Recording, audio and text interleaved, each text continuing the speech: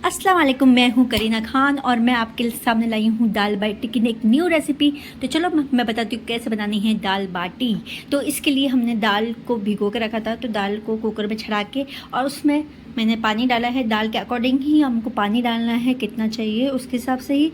और उसके बाद में मैंने डाला है नमक स्वाद के अनुसार और हल्दी और धने मिर्ची भी हम टेस्ट के हिसाब से ही डालेंगे। अगर तीखा खाते हो तो तीखा, नहीं तो थोड़ा लाइट। तो इस तरह से हम सारे मसाले डालने के बाद में हम उसको कुकर को बंद कर देंगे। ये मेरे कुकर पे मत जाना, हाँ, क्योंकि सुबह सुबह इतना मैशी होता है ना मेरा किचन की, बस ही बस। तो मैंने साथ साथ में तड़के की तैयारी की। इसके लिए मैंने लहसुन की कुली, राई, जीरा, हींग और नीम के पत्ते ये सारे पहले से ही तैयार करके रखे थे, क्योंकि मैंने बहुत सारा काम है इसमें। तो मैंने पहले से ही थोड़ी तैयारी करके रखी थी। और मेरा किचन बहुत मैसी है, तो प्लीज़ ध्यान मत देना। और इसके साथ साथ मैंने आलू उबाल के रखे हैं और आटा भी गूंद के रखा था और आलू को मैश कर दिया।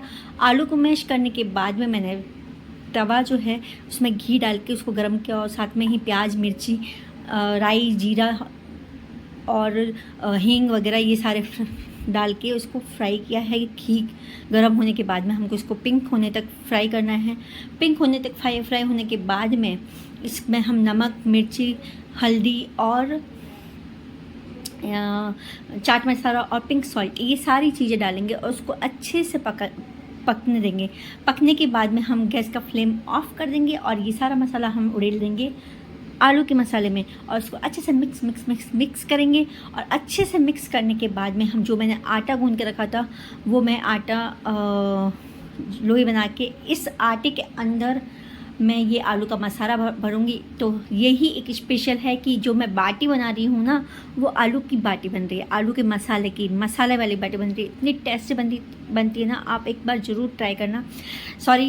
फिर ये मैंने जो सारी चीज़ें बनाई हैं, आलू की बाटी मसाला वाली और थोड़ी सी सिंपल बनाई थी, उन सभी को मैंने बाटी के पैन में डाल दिया है। और साथ साथ में मैं अपना पपीता शेक भी पी रही हूँ।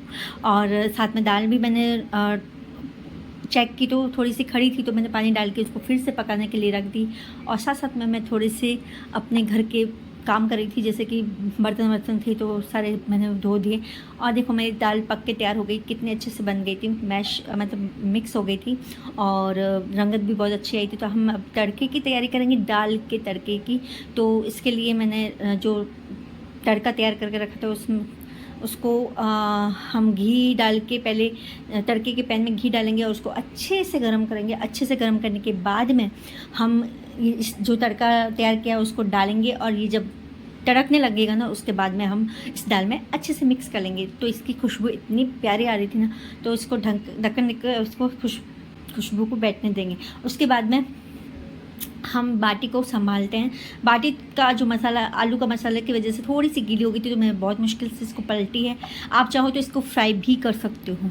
इस तरह से मेरी बाटी बनके बहुत अच्छे से तैयार हो गई थी। तो अब मैं प्लेटिंग कर रही हूँ। प्लेटिंग के लिए मैंने दाल प्याले में डाल ली है और प्याज को मैंने मिर्ची और नमक में मिक्स करके अच्छे से प्याज के लच्छे तैयार किए थे। और उसमें सेजवान चटनी और अचार के साथ में ये दाल बाटी बहुत अच्छी लगती है। और मसाला वाली बाटी जो है उसमें उसको बीच में से कटिंग करके उसमें